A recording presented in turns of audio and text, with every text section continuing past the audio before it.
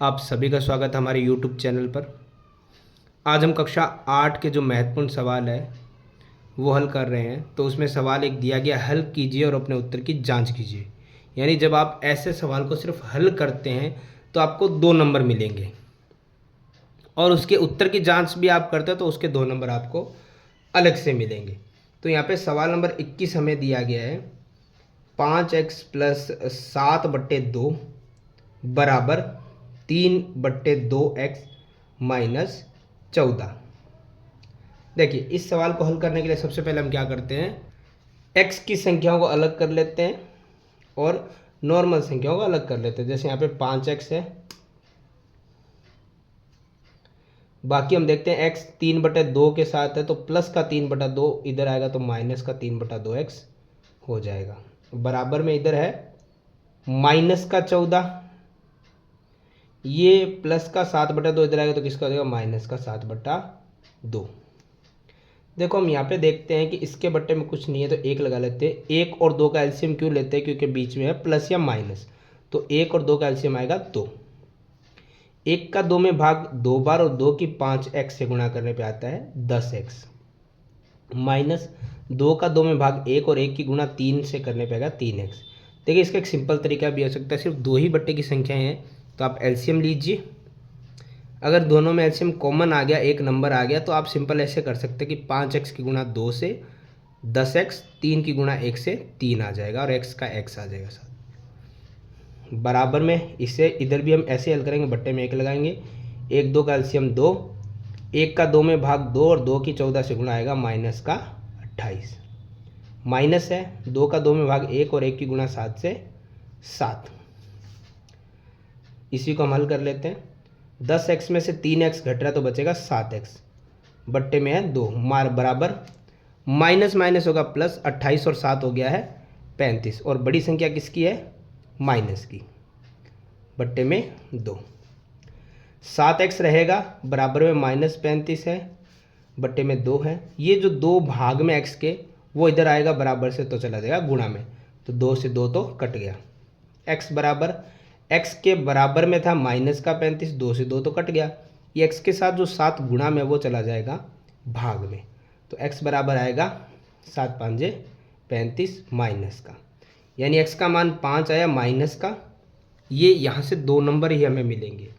अब हम करते हैं इसको उत्तर की जांच। उत्तर की जांच देखिए, उत्तर की जांच करने के लिए हमें क्या चाहिए, समीकरण वही रहेगी, सिर्फ x की जगह x का मान हमें रखना है। जैसे समीकरण हम लिख देते 5 गुणा, क्योंकि बीच में कोई निशानी गुणा होता है, x की जगह x का मान कितना है, माइनस का 5। आप चाहें तो माइनस की संख्या तो ब्रैकेट लगा सकते हैं, प्लस में 7/2 बराबर 3/2 गुणा x की जगह x का मान माइनस का 5 और माइनस का 14। देखिए, 5 की गुणा 5 से करने पे आएगा 25, और किसका आएगा, माइनस का, क्योंकि यहाँ पे प्लस और माइनस क्या आएगा, माइनस। बाकी प्लस का 7/2 वैसे का वैसे, बराबर 3 की गुणा 5 से करने पे आएगा 15, 3 5 15, और माइनस का माइनस, बट्टे में 2 माइनस का 14। जिसके बट्टे में कुछ नहीं, 1 लगाइए, बराबर से इधर वाला पद इधर हल कीजिए, बराबर से उधर वाला उधर हल कीजिए। जैसे 1 और 2 का एलसीएम आएगा 2, तो 1 का 2 में भाग 2 और 2 की 25 से गुणा करने पे आएगा 25 दूना 50, माइनस का माइनस, प्लस 2 का 2 में भाग 1 और 1 की गुणा 7 से 7, बराबर इधर भी 2 और 1 का एलसीएम 2 आएगा, 2 का 2 में भाग 1 और 1 की गुणा -15 से करने पे -15, फिर माइनस 1 का भाग करेंगे 2 में 2 और 2 की 14 से गुणा करेंगे तो आएगा 28। तो माइनस और प्लस होता है माइनस, 50 में 7 जाएगा तो बचेगा 43। बड़ी संख्या किसकी है, माइनस की, बट्टे में कितना है 2। माइनस माइनस क्या होता है, प्लस, 15 और 28 कितना होता है 43। बड़ी संख्या किसकी है, माइनस की, बट्टे में कितना है 2। ये दोनों बराबर है तो हमारा आंसर भी क्या है, कंप्लीट, तभी जाके हमें इसके 4 नंबर मिलेंगे। देखिए, इस प्रकार के सवाल भी बहुत महत्वपूर्ण है परीक्षा की दृष्टि से। आपको आकृति दी जाती है जो बताया जाता है कि जैसे RENT एक आयत है, इसके विकर्ण दिए एक दूसरे को प्रतिच्छेद कर रहे हैं, तो x का मान बताओ। जो x समीकरण में दिया गया वो हमें हल कर रहा है। देखिए अगर ये एक आयत या वर्ग जो भी आपको दिया गया है, तो इसके विकर्ण जब भी प्रतिच्छेद यानी बीच में से काटते तो वो बराबर समद्विभाजित करते, यानी ये भाग इसके इसके और इसके बराबर है। कहने का मतलब ये चारों छोटे छोटे टुकड़े हैं जो बीच से कटे हैं, ये एक दूसरे के बराबर है। तो हमें तो इनसे इससे मतलब नहीं है, इससे और इससे मतलब है। तो सभी एक दूसरे के बराबर है, यानी ये समीकरण इस समीकरण के क्या हो जाएगी, बराबर। आप लिख दीजिएगा कि आकृति तो दी गई एक आयत है और आयत के विकर्ण एक दूसरे को बराबर समद्विभाजित करते हैं, यानी लंबाई में बराबर होते हैं। तो हमारे लिए सवाल हो गया है 3x प्लस 1 बराबर है 2x प्लस 4 के। तो देखिए x का मान निकालना, तो x को अलग करो, 3x है, ये बराबर से इधर प्लस का 2x इधर आएगा तो माइनस का 2x होगा, बराबर 4 है, ये प्लस का एक इधर आएगा बराबर से तो आएगा माइनस का 1। 3x में से 2x जाएगा तो बचेगा 1x, बराबर 4 में से 1 जाएगा तो बचेगा 3। 1 जो गुणा में और भाग में जाएगा तो कोई फर्क नहीं पड़ने वाला, 1 का भाग 3 में देने पे x बराबर कितना आएगा, 3। तो ये हमारा सवाल इतना आसान रहने वाला है जो कि 4 नंबर का है। लेकिन इसकी डेफिनेशन थोड़ा बताइएगा कि आयत में विकर्ण एक दूसरे को समद्विभाजित करते हैं यानी लंबाई में बराबर होते हैं। इसी में एक और सवाल हम देख रहे हैं, दूसरा जो हमें दिया गया है, एक त्रिभुज है जिसमें बहिष्कोण यानी बाह्य कोण x है। देखिए लैंग्वेज भी कैसे चेंज हो जाती है, बाह्य कोण होता है, जिसको बहिष्कोण दिया बाह्य कोण ही रहेगा, वो x है, x का मान हमें ज्ञात करना है। देखिए त्रिभुज में सबसे पहले क्या दिया उस पर ध्यान दो। सबसे पहले हम एक चीज़ देखते हैं, जो बाह्य कोण है वो अंदर के पास वाले नहीं लेकिन बाहर दो कोणों के बराबर होता है। या आप चाहें तो जो कोण आपको पूछा गया ध्यान से देखो, पास वाले कोण के बराबर तो नहीं हो सकता, लेकिन एक सीधी रेखा पर 180 डिग्री का कोण बन सकता है। इस सवाल को आप दो तरीके से हल कर सकते हैं, मैं दोनों बताता हूँ आपको। पहले तो इस प्रकार से, यदि ये रेखा 180 डिग्री की जो कि होता है 180 डिग्री की है, तो उसमें हम देखते हैं एक कोण है 90 डिग्री का, दूसरा कोण है कोण x। तो कोण x को रहने दीजिए, 180 है, प्लस का ये 90 इधर आएगा तो किसका होगा, माइनस का, यानी 180 माइनस 90 होगा 90 डिग्री। तो ये आ गया x। अगर आप ऐसे नहीं निकालते हैं तो थोड़ा लंबा प्रोसेस रहेगा, लेकिन ये जो बाहरी कोण होता है पास वाले से नहीं लेकिन अंदर के सामने वाले दोनों कोणों के बराबर होता है। तो त्रिभुज के तीनों कोणों का योग 180 होता है, ठीक है। तो उसमें से दो कोण हमारे पास है 90 और 30 120। 180 में से 120 जाएगा तो कितना बचेगा, 60।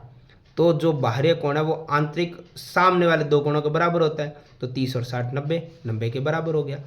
लेकिन ये जल्दी से निकलने वाला फॉर्मूला है, इससे आप हल कीजिए सवाल को। ऐसे सवाल 4-4 नंबर के पर बड़े आसान रहने वाले हैं। जैसा इसी में भी अथवा में दिया गया आकृति कि अगर 4-4 नंबर के अगर अथवा में इस प्रकार के क्वेश्चन आते हैं तो वो क्या वो बड़े होंगे या उसी प्रकार से छोटे होंगे। चलिए देखते हैं। यहाँ पे जो पहला सवाल हमें दिख रहा है अथवा में, उसमें एक आकृति दी गई है BEST बेस्ट, यानी BEST आकृति है, समांतर चतुर्भुज है, जिसमें आपको x, y और z के मान ज्ञात करना है। देखिए x, y और z कहाँ कहाँ है। देखिए समांतर चतुर्भुज आपको दिया गया है, इसमें सर्वप्रथम में एक कोण दिया गया 100 डिग्री का, ठीक है। तो हम देखते हैं अगर 100 डिग्री ये कोण दिया गया है तो इसी के अंदर हम ध्यान से देखते हैं, इसी के सम्मुख एक कोण दिया गया है जो कि है x।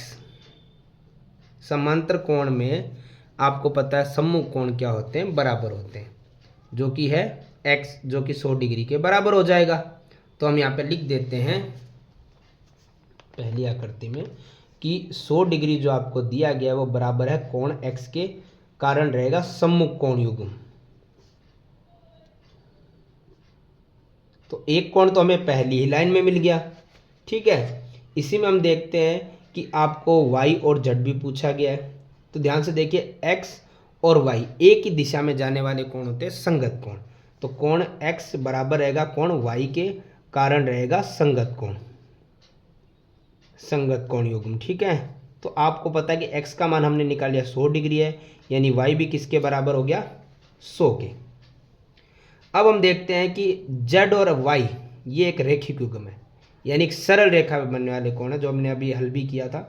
तो कोण z और कोण y अगर रेखिक युग्म है तो रेखिक युग्म होता है 180 डिग्री, यानी कि 180 डिग्री एक सरल रेखा के बराबर होता है, एक रेखिक कोण युग्म। तो z और y, z तो नहीं पता लेकिन y हमें पता चल गया 100 डिग्री है, बराबर में 180। तो कोण z बराबर 180 है, ये प्लस का 100 इधर आके किसका हो जाएगा माइनस का, यानी कोण z बराबर हो जाएगा 80 डिग्री। इस प्रकार से हमारा ये सवाल नंबर पहला होता है कंप्लीट। इसी में दूसरा दिया गया है, दी गई आकृति आर आई एस के रिस्क, देखो ध्यान से, आर आई यहाँ तक, एस और के यहाँ से यहाँ तक एक चतुर्भुज है, और दूसरा है C L U E, C L U E, ये एक चतुर्भुज है।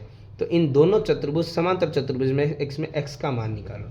तो देखो दोनों चतुर्भुज में हमें पता है कि अगर एक ये के हमें 120 डिग्री दी है, अच्छा तो रहेगा आप दोनों आकृतियों को अलग अलग बनाइए, परंतु आप नहीं बना सकते हैं। तो इसको देखिए हम किस प्रकार से हल करेंगे। देखिए हमें इतना पता है कि यहाँ से यहाँ तक एक चतुर्भुज है, अगर ये 120 डिग्री है तो सम्मुख कोण कितना हो जाएगा 120 डिग्री, ये तो हम निकाल सकते हैं। इसके लिए आप लिख भी सकते हो कि यदि कोण आर के एस बराबर होगा कोण आर आई एस के, कारण सम्मुख कोण बराबर होते हैं, सम्मुख कोण युग्म, जो कि मैं आपको अभी बता के आया था, समांतर चतुर्भुज में सम्मुख कोण बराबर होते हैं आमने सामने वाले, ठीक है।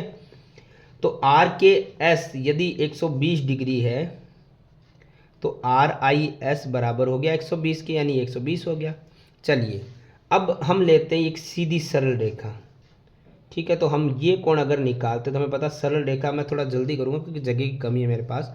तो एक सीधी सरल रेखिक युग्म होता है ये वाला कोण 120 डिग्री, और ये अंदर वाला कोण जो हम लिख सकते हैं ओ आई सी, ये बराबर होगा 180 डिग्री के, कारण हम थोड़ा से लिखेंगे, अब रेखिक लिख रहा हूँ मैं, आप समझ गए होंगे रेखिक कोण युग्म होगा।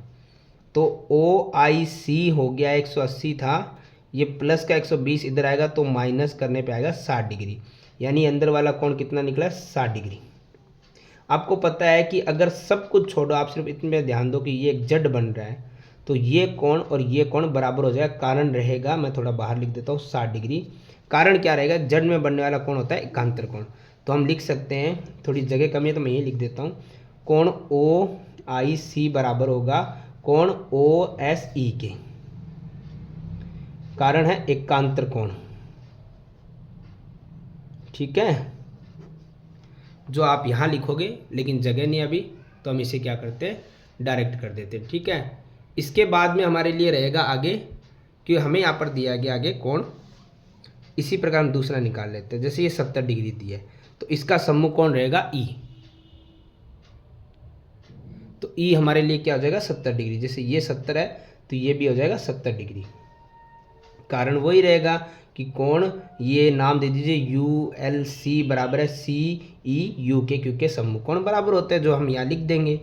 तो अब ध्यान से सिर्फ इतना त्रिभुज लेना जो है ओ ई एस, त्रिभुज ओ ई एस में, इसमें आप ध्यान से देखो, एक कोण आपको मिल गया 70 डिग्री, दूसरा आपको मिल गया 60 डिग्री, तीसरा रह गया x। त्रिभुज के तीनों कोण का योग होता है 180, तो 70 और 60 हो गए 130, प्लस में x बराबर 180। अब x को रखो यहाँ पर 180 है, ये प्लस का 130 इधर आ गया तो किसका हो जाएगा माइनस का, तो x बराबर कितना आ गया 50 डिग्री। तो ये सवाल इस प्रकार से इतने आसान होते हैं और नंबर मिल सकते हैं हमें, आपको अथवा में दोनों जो सवाल बेस्ट लगे उसे कीजिए, परंतु ज़रूरी नहीं है कि वो सवाल मिले, ये भी मिल सकता है, तो आप इस प्रकार से इस सवाल को हल कर सकते हैं। देखिए ये स्तंभ जो मिलाने वाला सवाल आएगा 4 नंबर का, ये भी मुश्किल नहीं है। आपको लंबाई और चौड़ाई देखिए क्षेत्रफल पूछा है, तो हमें क्लियर पता है लंबाई और चौड़ाई होती है आयत में, यानी लंबाई इंटू चौड़ाई ही क्षेत्रफल होगा। तो 3x 5y, सिर्फ गुणा संख्या को ही करते एक बार, 3 × 5 होता है 15, 15 किस में आ रहा है इसमें आ रहा है। अब x और y देख लेते हैं हम, x और y भी आ गया है, इसका मतलब इसका आंसर रहेगा मिलान करने पर ए का ऑप्शन रहेगा 4, तो ए का मिलान हमारे लिए क्या रहेगा, 4 नंबर रहेगा। ठीक है, जो हम आगे यहाँ पे लिख सकते हैं। ठीक है, फिर देखो 9 की गुणा 4 से 9 चौक 36, 36 आ रहा है इसमें, और वाई स्क्वायर हो गया वाई क्यूब, तो इसमें रहेगा बी का उत्तर रहेगा 3। ठीक है, फिर हम देखते हैं 4 की गुणा 5 से, 4 5 से 20, ए अकेला है, बी स्क्वायर हो गया, सी अकेला है, तो ये हो गया सी का उत्तर हो गया 2। और आखिरी फिर बचे ये है 2 3 6, ये रहा एल स्क्वायर और एक क्यूब हो गया, एम सिंगल और स्क्वायर क्यूब हो गया, तो ये हो गया ऑप्शन नंबर 1। तो इस प्रकार से हम यहाँ पे लिखेंगे ताकि स्तंभ ऐसे ब का मिलान हो जाए। इस प्रकार के जो सवाल आते हैं कि एक स्कूटर का मूल्य इतना है, 8% वार्षिक दर से उसका मूल्य का अवमूल्य हो गया, 1 वर्ष बाद स्कूटर का मूल्य क्या है। देखिए कभी कोई भी सामान खरीदा गया है तो उसका प्राइस जो होता है वो हमारे लिए मूलधन रहेगा। ठीक है, तो मूलधन हमारे पास कितना हो गया है, 42,000। ठीक है, हम यहाँ पे डायरेक्ट लिख लेते हैं, आप मूलधन लिख लीजिए, फॉर्मूला लिखिएगा, गुणा 1 प्लस दर हमारे पास होती है ये 8%। अब ध्यान से देखिए, जो भी दर होती है उसका अवमूल्य होता है, अवमूल्य बोलता है कम होने को, माइनस होने को, क्योंकि कई बार हम देखेंगे टैक्स होगा तो जुड़ेगा, जीएसटी होगा तो जुड़ेगा, डिस्काउंट होगा तो माइनस होगा। ये अवमूल्य साफ कह रहा है यानी कम हो रहा है, तो ये 8% क्या हो रहा है, कम हो रहा है। तो टोटल परसेंटेज होता है 100, उसमें अगर बढ़ेगा तो हम बढ़ा देंगे, कम होने वाला होगा तो उसे हम कटा देंगे। तो 100 में से 98 जाएगा तो कितना बचेगा, 92%। परसेंटेज को हटाएंगे तो बट्टे में क्या आ जाएगा, 100। ठीक है, जिसे हम यहाँ पे लिख देंगे। ठीक है, अब हम इसे हल करेंगे आगे, ये 1 प्लस फिर हट जाएगा क्योंकि मैंने यहाँ पे डायरेक्ट हल कर दिया, क्योंकि फॉर्मूले में ये रहेगा 1 प्लस होता है प्लस माइनस 8/100, जिसे हम हल करते हैं 100 और 1 का लघुत्तम 100 आएगा, तो यहाँ लिखेंगे 100 माइनस 8 92/100 हो जाएगा। ठीक है, तो मैंने यहाँ हल कर दिया तो एक यहाँ से हट जाएगा। अब हमारे पास बचा 42,000 और ये 1 साल का निकाल रहे तो हम यहाँ पे एक पावर लगाएंगे, 2 होगा तो वो 2 बार लिखा जाएगा। तो हमारे पास अब 42,000 गुणा में 92/100 एक बार लिख दिया है। देखो 0 से 2 0 तो कट गए, 2 0 से 2 0 कट गए। यहाँ पे 420 की गुणा करनी है 92 से, तो ये 92 का पढ़ा मुश्किल होगा तो आप लिख के कीजिएगा 0 92 दूना हो गया 184 का 4 हंसी लगेगी 18। ठीक है, हाँ ये हो जाएगा 92 दूना 184 और 92 चौका हो जाएगा 368। 368 में 18 जोड़ेंगे तो ये हो जाएगा 386, यानी कि इसका मूल्य आएगा 38,640 रुपये। गाड़ी का अवमूल्य यानी कम हो जाता है, तो कम होने के बाद ये मूल्य बचेगा। एक हम देखते हैं सवाल नंबर 19। सवाल नंबर 19 दिया गया है 7 सेमी त्रिज्या वाला कुल पृष्ठीय क्षेत्रफल, 7 सेमी त्रिज्या तथा कुल पृष्ठीय क्षेत्रफल 968 सेमी स्क्वायर बेलन की ऊंचाई ज्ञात करो। देखिए बेलन का हमें दिया गया पृष्ठीय क्षेत्रफल, तो हम उसी का फॉर्मूला लगा देंगे। बेलन का कुल पृष्ठीय क्षेत्रफल जो कि होता है 2πr bracket h plus R या r प्लस एच, कुछ भी लिख सकते हैं। तो 2 पाई का मान हमें कुछ ना दे तो 22/7 होता है, गुणा r यानी त्रिज्या 7 होती है, ब्रैकेट में ऊंचाई हमें पता नहीं है, प्लस में r जो कि हमें पता है 7 हमें दे रखी है, लिख देंगे। ब्रैकेट से बाहर जो हल हो रहा है उसे हम हल कर लेते हैं। जैसे 7 से 7 कट गया, 2 की गुणा 22 से करेंगे तो आएगा 44। ठीक है, ब्रैकेट में है h प्लस 7 और बराबर में क्षेत्रफल हमें दिया हुआ है, वो मैं लिखना भूल गया, 968। देखिए h प्लस 7 रहेगा, ये 44 गुणा में है तो चला जाएगा 968 के भाग में। इसे हमें किसी भी टेबल से कट करना है तो मैं कर लेता हूँ सीधा 44 से ही। 44 से कम 44, 44 दूना 88, बचेंगे 8, 44 दूना 88, तो ये जगह कम है, मैं यहाँ लिखता हूँ h बराबर 22 था, ये प्लस का 7 इधर आएगा तो माइनस का होगा, तो h बराबर आएगा 15 मीटर। तो इस सेंटीमीटर सेमी, तो इस सवाल में बेलन की ऊंचाई कितनी आएगी, 15 सेंटीमीटर। सवाल नंबर 20, इन सवालों को हम कैसे कर सकते हैं। देखिए यहाँ पे हमें क्या करना है, एक फैक्ट्री को कुछ वस्तुएं 63 दिन बनाने में 42 महीनों की मशीनों की आवश्यकता होती है, यानी 63 दिन लगेंगे कुछ वस्तुओं को बनाने में, ये दिनों की संख्या होगी डे। ठीक है, तो ये हो गई मशीनों की संख्या, मशीनें लग रही है 42। अगर दिन लगते हैं 54 तो मशीनें पता नहीं है कितनी लगेगी। देखिए एक चीज़ समझिए, आपको अगर यहाँ पे एक सवाल में दिया गया है 63 दिन लगते हैं और 42 मशीनें लगती है कोई भी वस्तु, कितनी वस्तु बनाने के लिए, तो अगर दिन कम लग रहे हैं तो मशीनों की आवश्यकता आपको अधिक रहने वाली है, कम रहने वाली, सामान तो उतना ही बनेगा। देखो कहते हैं ना, एक सिंपल चीज़ देखते हैं कि अगर दिन ज़्यादा है मशीनें कम है तो सामान ज़्यादा, मतलब जितना बन रहा है। अगर दिन कम कर दोगे तो मशीनें उतनी रहेगी तो सामान तो कम बनेगा। तो हमें मशीनें बढ़ाएंगे तभी तो कम दिन में सामान ज़्यादा बनेगा। कहने का मतलब ये है कि अगर ये चीज़ें कम होती है तो ये बढ़ेगी, अगर ये बढ़ती तो ये मशीनें क्या हो जाती, कम हो जाती। यानी हमें इन शॉर्ट ये पता चल गया आंसर 42 से ऊपर आएगा। अब चलिए आएगा कैसा, प्रतिलोम समानुपात किस प्रकार से हल करते हैं वो देखते हैं। हमें यहाँ पे कुछ नहीं तो x या y मान लेंगे जो हमें ज्ञात करना है, ठीक है, कि कितनी मशीनों की आवश्यकता रहेगी। सबसे पहले हम क्या कर सकते हैं कि पहले हमें कितने दिनों तक कौन सी कितनी मशीनें लग रही थी उनका मल्टीप्लाई हो जाएगा, बराबर में अब कितने दिनों में कितनी मशीनें चाहिए उसका मल्टीप्लाई हो जाएगा। गुणा करने से अच्छा सिर्फ x को x तरफ रखिए, 63 गुणा 42 था, ये 54 जो गुणा में वो चला जाएगा भाग में। काट सकते तो काटिए क्यों, गुणा करना बड़ा हो जाएगा। 9 से नहीं, हाँ 9 से चला जा गया आएगा, 9 साते 63, 9 छिंग 54, अभी भी जा रहा है, 6 साते 42, 7 × 7 हो गया 49, यानी कि x का मान है 49 मशीनों की आवश्यकता रहेगी। ये होंगे प्रतिलोम समानुपात। एक किस प्रकार का सवाल देखते हैं कि यदि किसी घन के प्रत्येक किनारे को दुगना कर दिया जाए तो पृष्ठीय क्षेत्रफल में कितने गुना वृद्धि होगी। देखो सबसे पहले हम मानते हैं कि हमें पता ही नहीं है कितना किनारा है, तो हम घन का किनारा x मान लेते हैं, ठीक है। तो इसका पृष्ठीय क्षेत्रफल हम निकालेंगे किसका, घन का। तो फॉर्मूला क्या हो जाएगा, फॉर्मूला हो जाएगा 6 गुणा भुजा स्क्वायर। तो 6 गुणा भुजा हमारे पास है x, तो स्क्वायर हो गया, ये हो गया 6x स्क्वायर। ये तब जब भुजा x है, ठीक है। अभी हमें बोला गया है कि हमें किनारे को दुगना करना है, यानी 2 गुना करेंगे। तो किनारा पहले x था, अब भुजा कितनी हो जाएगी किनारे की, 2x, दुगना हो गया ना। तो अब पृष्ठीय क्षेत्रफल तो वही रहेगा सूत्र, 6 गुणा भुजा, भुजा हो गया 2x, इसका करना है स्क्वायर। तो देखो 6 रहने दो, 2 का स्क्वायर 4 और x स्क्वायर का x स्क्वायर, दोनों के बीच गुणा का निशान है तो गुणा का निशान लगाइए वरना 64 लगेगा। 6 चौक हो गया 24 और x हो गया स्क्वायर।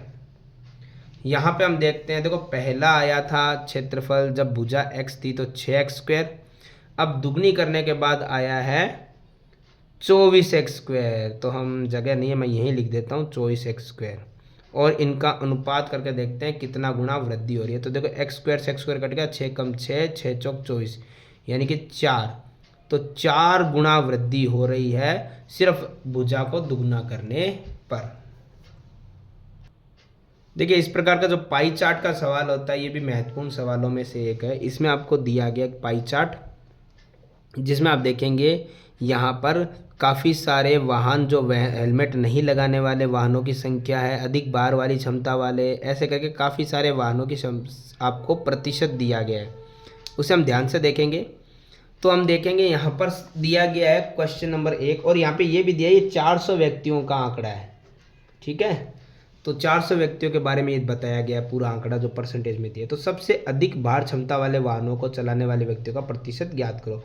देखिए अधिक भार क्षमता वाले की प्रतिशत हमें दिया नहीं, बाकी सबका दे दिया, तो इसी का पूछे तो हम कैसे निकालेंगे।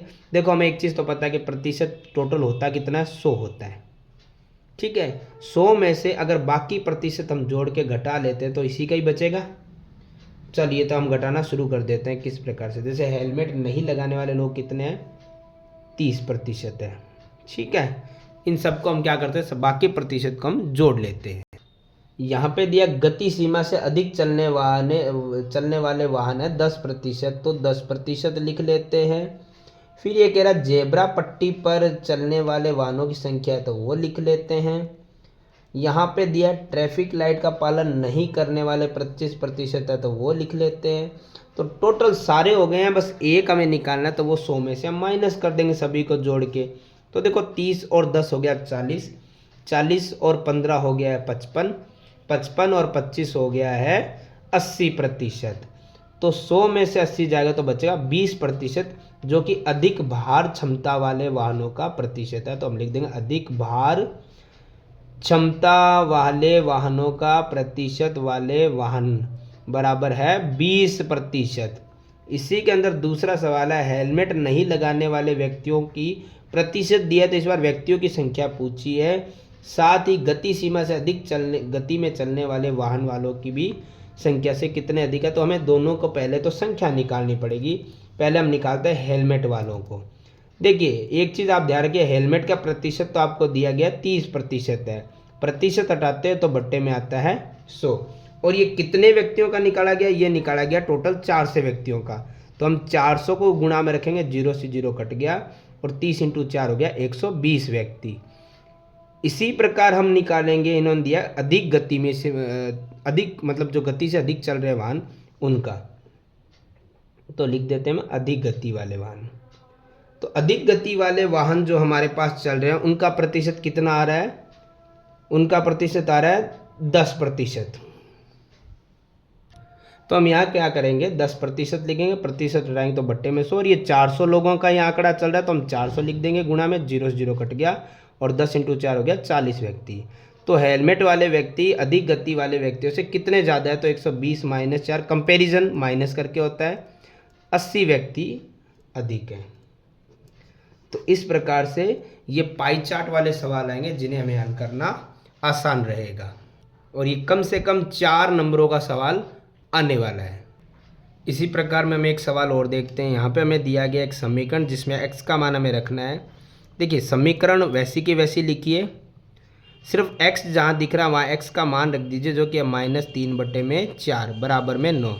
तो बराबर में जो 9 है इसे हमें कुछ नहीं करेंगे, इस समीकरण को हल करने पर बराबर में 9 आना चाहिए, तो हमारा आंसर सही होगा, अन्यथा हमारा सवाल क्या हो जाएगा, गलत। देखो कैसे, 15/4 है, -7 की गुणा 3 से करने पड़ेगा, 7 × 21, बाहर माइनस अंदर माइनस क्या देगा, माइनस माइनस प्लस, और बट्टे में है 4 बराबर में 9। ठीक है, इसे हम यहाँ हल कर देते हैं आगे।